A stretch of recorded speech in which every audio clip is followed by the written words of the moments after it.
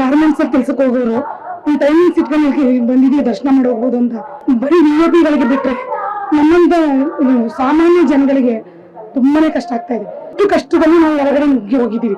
ಗರ್ಭಗುಡಿ ಮತ್ತು ತುಂಬಾ ಕಷ್ಟದಲ್ಲಿ ಹೋಗಿದ್ದೀವಿ. ನೋಕು ನುಗ್ಲಾಟ, ಗಂಡಸರುಗಳು ಮೈ ಮೇಲೆ ಬಿದ್ದು ಬಸ್ ಟೈಮಿಂಗ್ ಚೇಂಜ್ ಮಾಡಿದ್ದಾರೆ, ಇಲ್ಲಿ ಬಿಡೋದನ್ನು ಟೈಮಿಂಗ್ ಚೇಂಜ್ ಮಾಡಿದ್ದಾರೆ. ನಾವೀಗ ಏನ್ ಅನ್ಕೊಂಡು ದರ್ಶನ ಮಾಡ್ಬೇಕು ನೀವು ಹೇಳಿ? ಗರ್ಭಗುಡಿಯಿಂದ ಮಾತ್ರ ತುಂಬಾ ನೋಕು ನುಗ್ಲು. ನೀವು ಅಲ್ಲಿ ಒಂದು ವಿಡಿಯೋ ಮಾಡ್ಬೇಕಾಗಿತ್ತು. ವಿಐಪಿಗೆ ಮೊದಲು ಆದ್ಯತೆ ಕೊಡ್ತಾ ಇದಾರೆ, ಸಾಮಾನ್ಯ ಜನಕ್ಕೆ ಕೊಡೋಕ್ ಕೇಳಿ ಮೊದ್ಲು.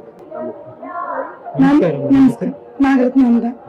ನಾವು ಗಾರ್ಮೆಂಟ್ಸ್ ಅಲ್ಲಿ ಕೆಲ್ಸಕ್ಕೆ ಹೋಗೋರು ಒಂದು ಟೈಮಿಂಗ್ಸ್ ಇಟ್ಕೊಂಡು ಬಂದಿದ್ದೀವಿ ದರ್ಶನ ಮಾಡಿ ಹೋಗ್ಬೋದು ಅಂತ.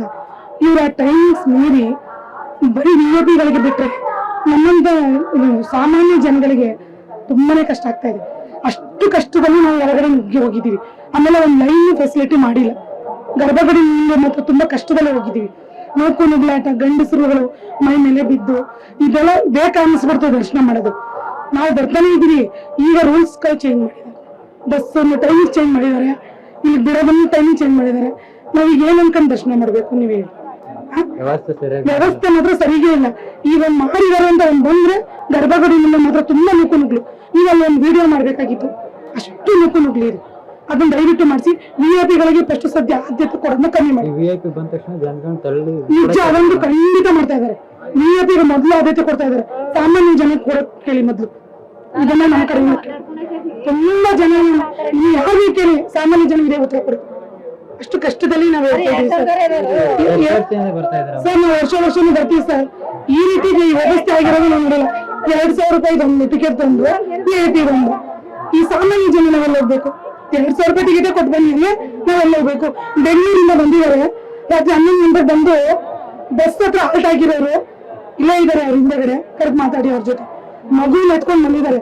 ಅಟ್ಲೀಸ್ಟ್ ಆ ಮಗು ಸಮೇತ ಅವ್ರು ಬಿಡ್ತಲ್ವಾ? 11 ಗಂಟೆಗೆ ಬಂದಿರೋರಿಗೆ ಸರ್ ಖಂಡಿತ ಅವ್ರು ಬಿಟ್ಟಿಲ್ಲ. ರಾತ್ರಿ 11 ಗಂಟೆಗೆ ಬಂದಿರೋರು ಇಲ್ಲಿವರೆಗೂ ದರ್ಶನ ಆಗಕ್ಕಾಗಿಲ್ಲ ಅವ್ರಿಗೆ. ಈಗ ನಮ್ ಜೊತೆ ಮಗು ಜೊತೆ ತಳ್ಳಾಡ್ಕೊಂಡ್ ಬಂದಿದ್ದಾರೆ. ದಯವಿಟ್ಟು ಆ ವ್ಯವಸ್ಥೆನ ನಾವಿಷ್ಟೇ ನಿಮ್ ಕಡೆಯಿಂದ ಅವ್ರಿಗೆ ಮುಟ್ಟಿಸಿ.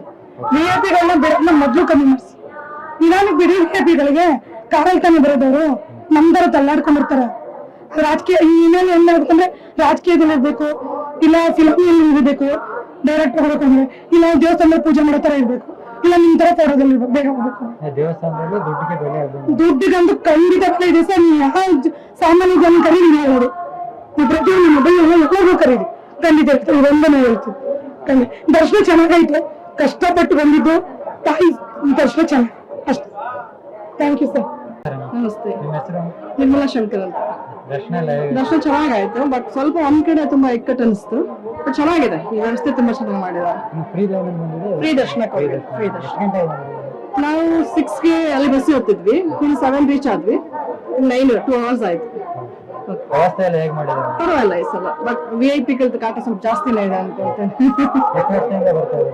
ನಾನು ಎವ್ರಿ ಇಯರ್ ಏನ್ ಬರಲ್ಲ, ಇವತ್ತೇ ಫಸ್ಟ್ ಟೈಮ್ ಬಂದಿರೋದು. ನಾನು ಮೈಸೂರೊಳೆ, ಬಟ್ ಫಸ್ಟ್ ಟೈಮ್ ಬಂದಿದ್ದೀನಿ. ಬನ್ನಿ, ಆರಾಮಾಗಿ ದರ್ಶನ ಮಾಡಿ. ಅಲ್ಲಿ ನನಗೆ ಬಂದ್ರೆ ಬೆಟರ್ ಅನ್ಸುತ್ತೆ.